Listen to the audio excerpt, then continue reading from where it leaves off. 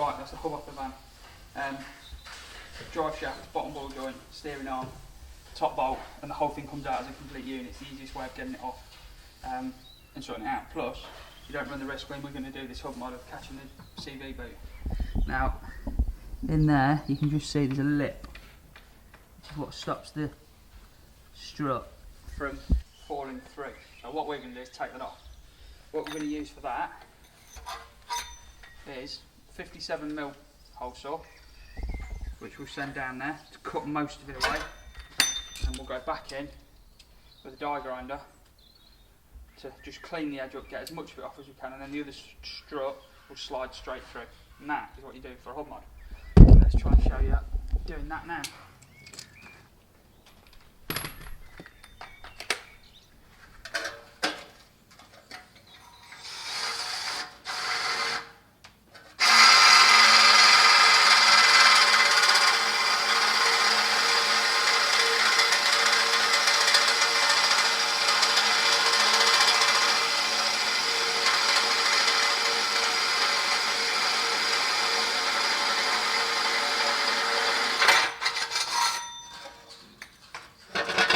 So the hole saw's cut it away, there's still a slight lip there, so we'll go back in with the die grinder and grind the rest away.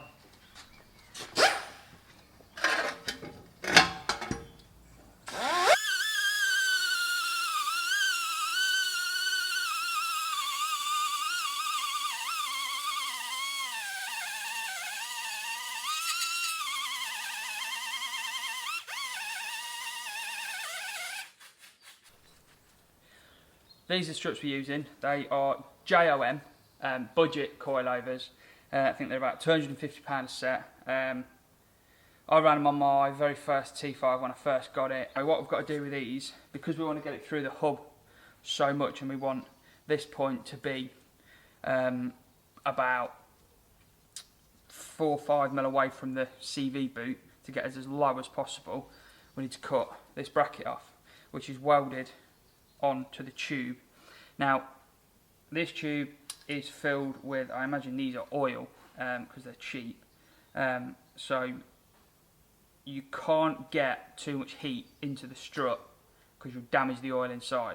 So when you're cutting them off, you've got to be very careful and very selective about where you're going to cut. So if you're going to do this, do not get too much heat into the strut, otherwise you'll ruin the strut.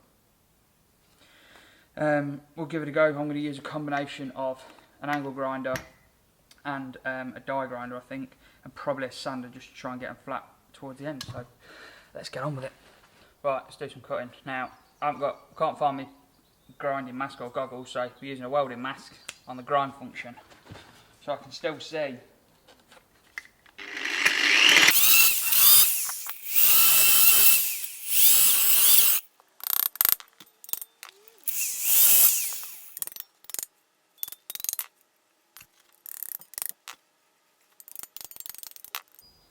So they're off. Now what I will eventually do is flatten these off, cut them off and weld them on to a collar. Now I'm going to cut a collar to put on to stop the strut falling through if a bolt fails, which it won't, but just in case we'll do that, but I'll explain that in a minute.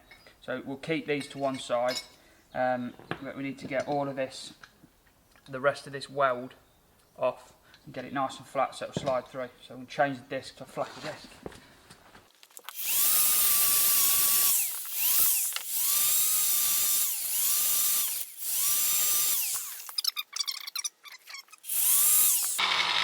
Yeah, again, touch it so it's not got too much heat in. Theoretically that should now slide through the hub. And I'll just show you on this side what I've done. So on this side you've got the strut through the hub, which is, there's a gap just between the CV joint and the bottom of the strut, and we've put this collar in. So this collar is to take up the gap between the bottom of the roll bar bracket and the top of the hub, just to stop any slip. It won't, but it's just to stop any slip if it would. So eventually we'll cut these off, we'll weld them to this collar, and then it will pick up this pipe and this wire just to make it look sort of factory again. But for now I've just cable tied them just because I want to get it all on, make sure it all works. And I need to get some gas for the welder as well, so I can't really do it yet. Right, now we've modified the strut so it'll go through the hub. We need to build the strut up. So you've got here standard strut out of it. You can see the difference in size already and difference in height. So off the standard strut, all we need is the top mount section. Now this isn't necessarily the right way of doing it, but it's the way I do it.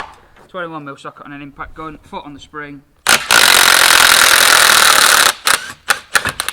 undo it. There we go. Now here's the problem. This top mount's failed. So there's our first problem.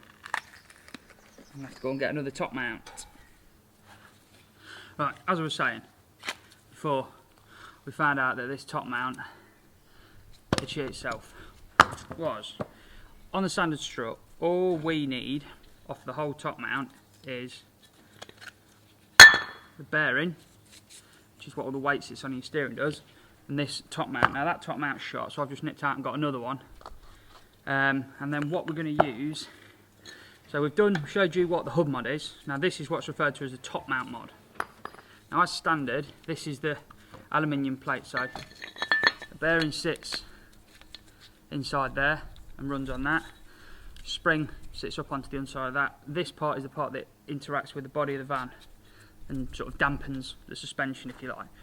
And that is how thick, how it sits in the van. Now what we're going to do is get rid of this piece, swap it for this piece. Now these are the same thing, they've just been machined down.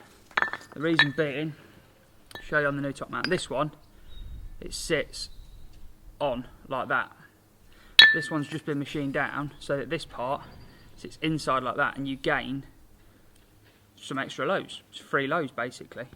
So all we need is this new one with the original bearing, new top mount, and we'll build that as the top mount mod, and that essentially is the top mount mod. So, new strut, let's get this built up. I'm setting these coilovers. I want this van to be as low as possible on these coilovers. So what I'm doing is you've got these two lock rings, so you've got some bit of plastic there to damp it a little bit, stop any vibrations. Spring sits like that. These locking collars are, and there's a thread on the shaft, which is what you adjust your height with.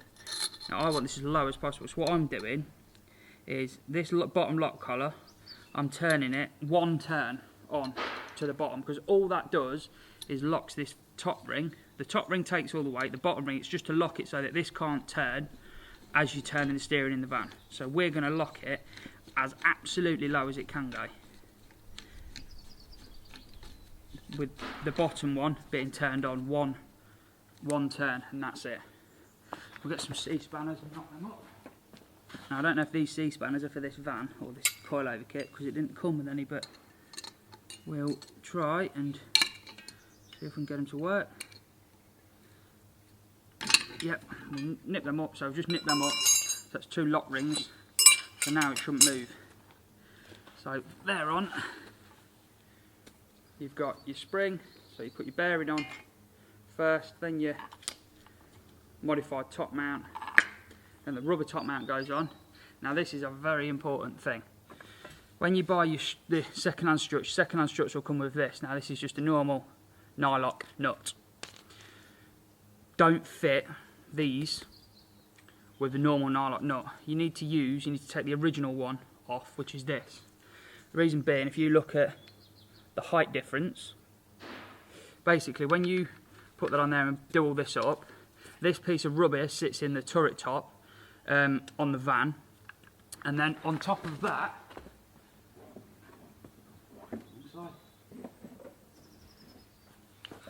so this rubber sits in the turret top of the van. This nut here, this sits in the turret top of the van. This nut here goes down onto that. This all then goes through a hole in the body, and you've got this piece here, which is another piece that goes on top, and another nut goes on top. This basically holds all this assembly together. You put it in the van, this goes on, and another nut holds it into the van. this is crucial because of its height. It is to the right amount that when you go put it in the van and you put this plate on, then put the nut on top and do it up, this is the right distance that it just squeezes this rubber the right amount to grip the strut into the van. If you use this one, it's not tall enough, and as you're doing it up, all you're doing is stretching the threads on the strut, and eventually it will snap. So the best tip you can have for fitting suspension to a T5, at least a T5, is always use the original nut off of the original strut to reassemble the strut back up before you put it back in the van. Right, let's get these built.